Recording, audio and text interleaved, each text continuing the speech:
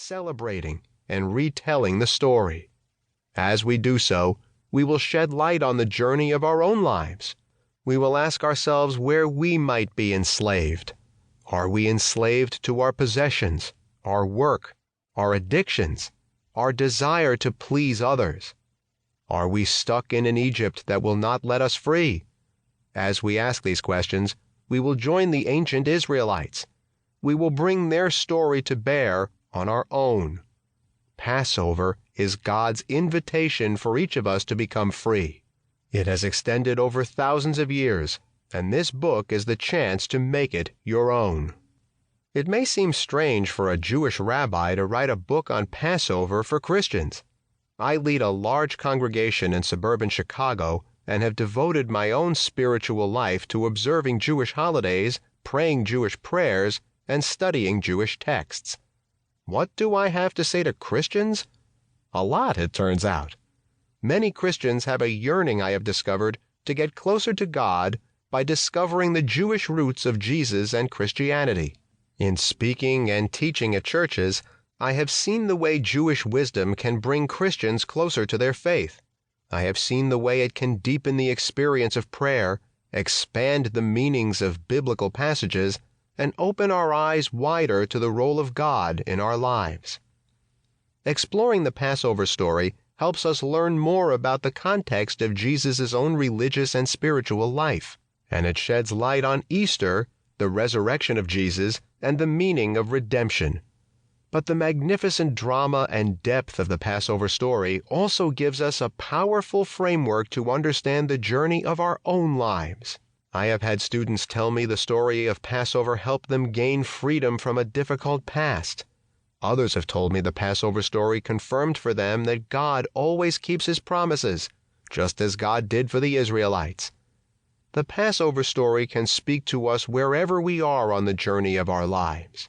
My goal in this book is to help you discover what message this sacred story holds for you. What you will experience. In Chapter 1, we begin our journey into the liberating story of Passover.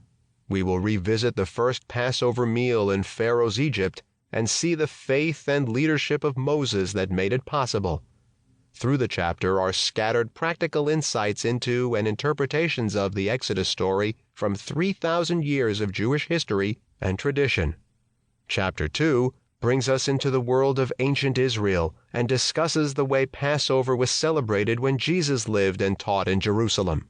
We experience the pageantry and sense of holiness that pervaded Jerusalem during Passover and imagine the promise of freedom it represented. Chapter 3 takes us to the fertile period of religious life after the destruction of Jerusalem in 70 CE. We learn how ancient Jews sustained their faith when all seemed lost. We discover the new understanding they gave to freedom and how they preserved the Passover message when others tried to destroy it. Then we get ready to eat. Chapters 4 through 8 walk us through the preparation for and meaning of the Passover meal. If you've ever had a dinner party at your home, you know the time and effort it requires.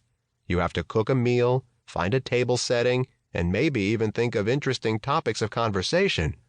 Now, add on a layer of spiritual preparation.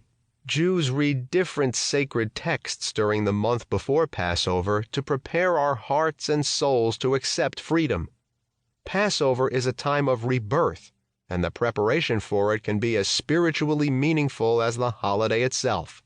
Jews traditionally start preparing for Passover 30 days before it begins. You will see the way this time of preparation resembles the 40-day period of Lent, which is also preparation for the rebirth of humanity through Jesus. In experiencing the way Jews prepare for Passover, you may discover an even deeper meaning in Lent and Easter. Chapters 9 and 10 bring Passover into the 21st century. They explore the way the themes of Passover have shaped contemporary struggles for freedom.